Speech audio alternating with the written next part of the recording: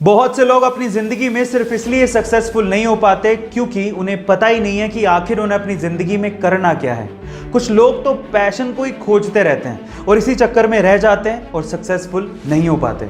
इस बात पे अमेज़न के मालिक जेफ बेजोस का क्या कहना है पता है?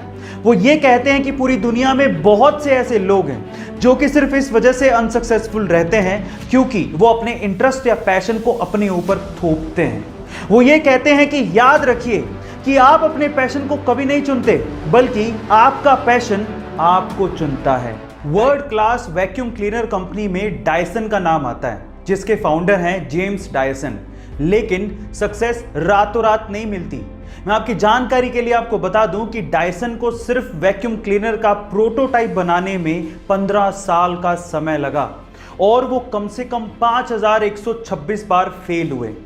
15 साल और 5127 ट्राई के बाद उन्होंने वो वैक्यूम क्लीनर सक्सेसफुली बनाया और आज डायसन कंपनी 70,000 करोड़ की कंपनी है। गाइस, वो कहते हैं ना कि अगर आप कोशिशें नहीं छोड़ते तो एक दिन सफलता आपके कदम जरूर चूमती है। गाइस, अगर मैं आपसे सवाल पूछूं कि एक मिडिल क्लास प्रोफेसर की जिंदगी भर की कमाई कितनी हो सकती है तो आप लोग क्या कहेंगे? 5 लाख, 10 लाख, 50 लाख या 1 करोड़? इससे ज्यादा तो आप भी नहीं सोच रहे होंगे।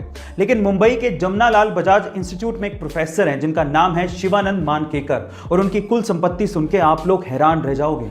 उनकी कुल संपत्ति है 1000 करोड़। जी हाँ गाइस, और ये 1000 करोड़ की संपत्ति उन्होंने बनाई है अपनी थोड़ी सी सैलरी को सूझबूझ से इन्वेस्ट करके।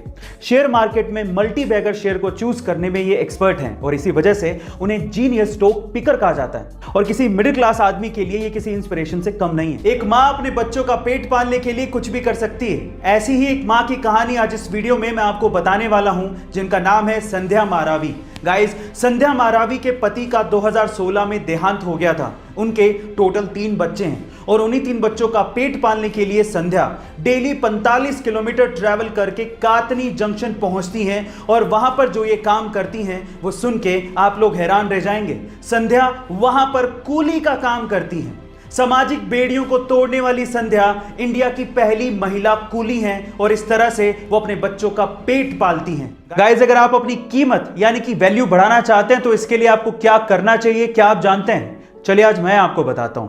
देखिए, मान लीजिए कि अगर कोई मक्खी सब्जी तोलते वक्त सब्जी के तराजू में बैठ जाए तो उसकी कीमत क्या ही होगी?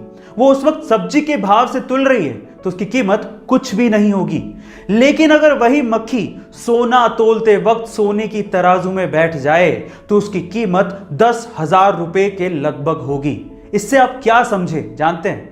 इससे आपको यह समझना है कि आप कहां पे बैठते हैं, किसके साथ बैठते हैं, यही आपकी वैल्यू यानी कि आपकी कीमत को निर्धारित करता है। इसीलिए अपनी सराउंडिंग्स को बड़े ध्यान से चुनिए।